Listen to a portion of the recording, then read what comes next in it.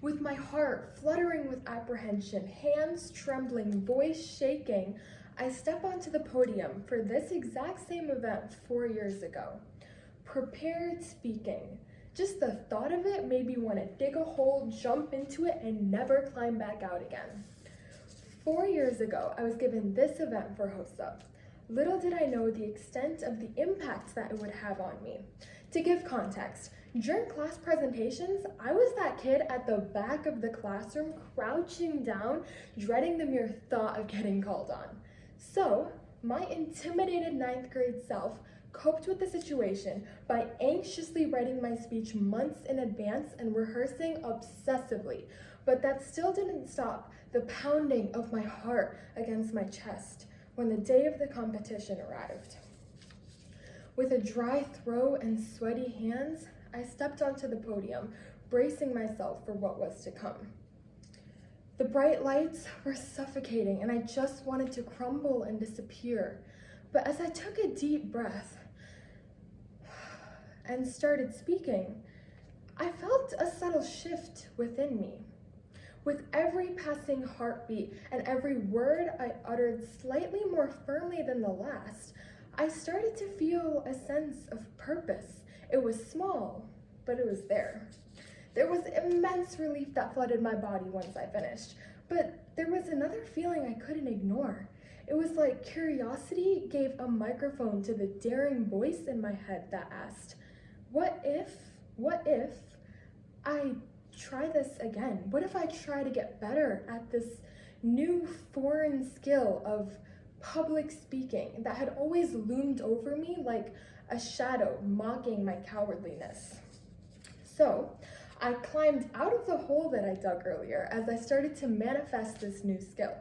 I took a speech class in school the next year. I spoke in front of different cameras, mirrors, people, paying close attention to my every gesture and expression, trying to optimize the impact of the message that I was conveying.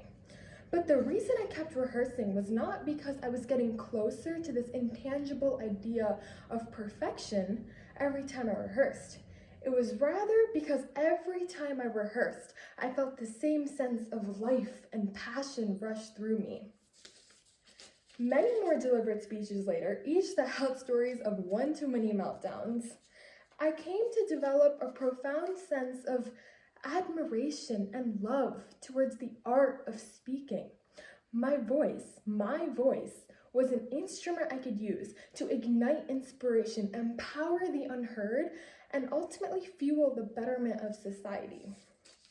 Using this newfound sense of self-identity, I founded a student chapter of UNICEF at my high school. I and members of this club deliver presentations advocating for those born into less fortunate circumstances, advocating for the father in Sierra Leone who struggles to provide adequate health care for his daughter, advocating for the sex worker in South Africa, a single mother who endures rape and assault every day because sex work is a crime in South Africa. We emphasize that the power to bring about change lies within us.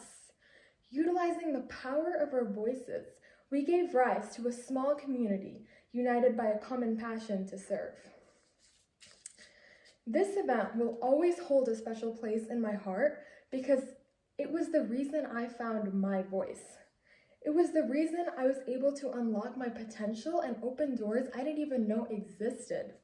Now, nervousness strangely excites me.